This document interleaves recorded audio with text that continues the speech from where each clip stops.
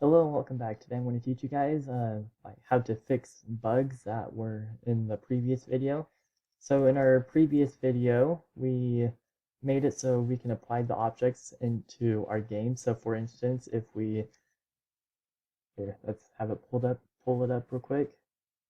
Okay, so if we pick up our health potion and we left click, then it increases our health and we can't do anything else with it. But I've noticed that as soon as we do that and we pick up an object, nothing will happen right here. So, and like if you left click, nothing will happen. So I am going to teach you guys how to fix that problem. So let's get started. So we're going to go into most of these objects here. I put comments down just to help me with this video, but I hope it helps you guys understand the meaning of how to code in GameMaker Studio. So the player is just going to be the player. It obviously doesn't need to be done. So, but the inventory system, we're going to make it so it is going to be the main code. So like the controller system, if that makes sense. So instead of it be like, for instance, instead of we having a create event in the potion, we're not even going to have create events. We're just going to have step events in the potions and stuff. So we're just going to add the following code below. So it's going to be a global.potion slot equals none, which we did in the create event here. So global.slots equals none, which I'm just going to global.slots equals none, okay? So basically just cut this code out and just get rid of that code. Okay, and then as soon as you do that, we're going to add these in future videos, such as the mana slot, the mana number. Other than that, we're just going to add these two events right here. So potion number, which we have right here, so it doesn't matter. So just ignore that part. Okay, so far we just got rid of the create event in the potion and added it to the inventory system. Okay, so we're going to go and actually let's just continue going into the inventory system. Okay, now if we go to the draw event, it's just going to be the same exact thing, so you don't even have to worry about it. So that's all from the inventory system. Okay, now if we go into our potions, we can go into the first line of code. Everything is perfect here, so it doesn't matter. But when we go into this one, I noticed this is the bug fix right here. We forgot to add with object inventory slot 1. We're going to change the image index equals to 2, which in my previous videos, I showed you guys that the image index will equal this right here if the potion is inside that section slot. So basically with the object slot here, I'm just going to show you guys in this one, we did the same exact thing with object inventory slot 1, change the image index to 2. Okay, that's all we did in there, so you could copy that and paste it right here. Okay,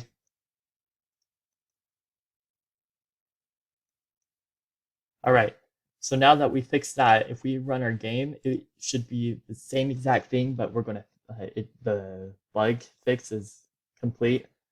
uh, yeah, it should be complete for just these potions, not the potions number. So if we left click on it, nothing will happen. Like it will increase our health, obviously.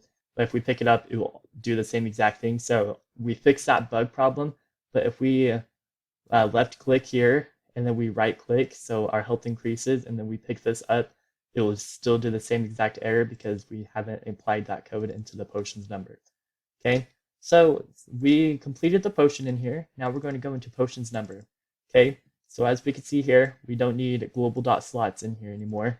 So we can just get rid of that. Okay,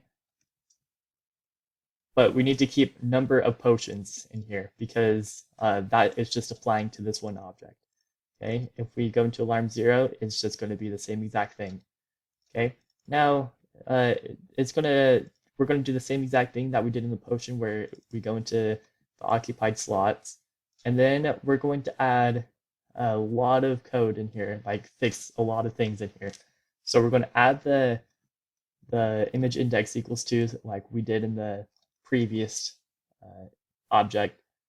Okay, so now that we added that, we're going to get rid of some code that's useless because it only applies when we pick up the object, and it doesn't have a slot name.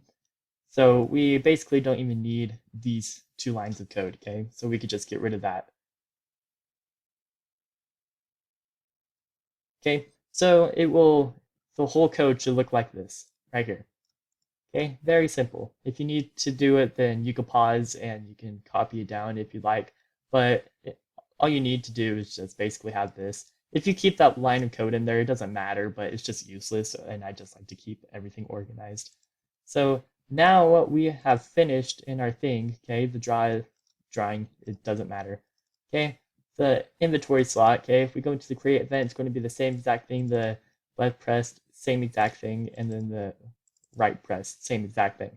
So you don't have to change anything with the inventory slot. You just had to change everything in these 3 events, okay?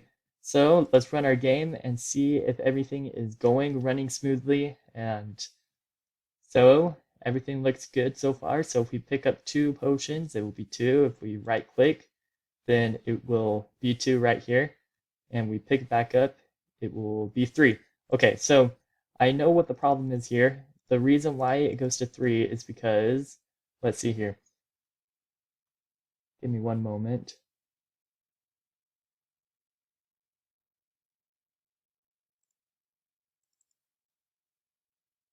Right here. So we need to get rid of this line of code right here too. I totally missed this part of the thing here. So the reason why it went to 3 is because as soon as we pick it up, then it'll add an extra one, which we do not want to happen. So we just need to get rid of the global.number of potions plus equals 1 in our occupied slots code. Okay, so we just get rid of that code as well. And then if we run our game, then it should work completely. All right, so we pick it up, it will be 2. We right click 2, it will also be 2 right here. Okay, we left click 1, it will still equal 2. All right, everything looks very smoothly. If there are any errors, just comment. I will reply to most of the comments you guys comment below. So hope you guys like this video. Please subscribe, and I'll see you guys next time.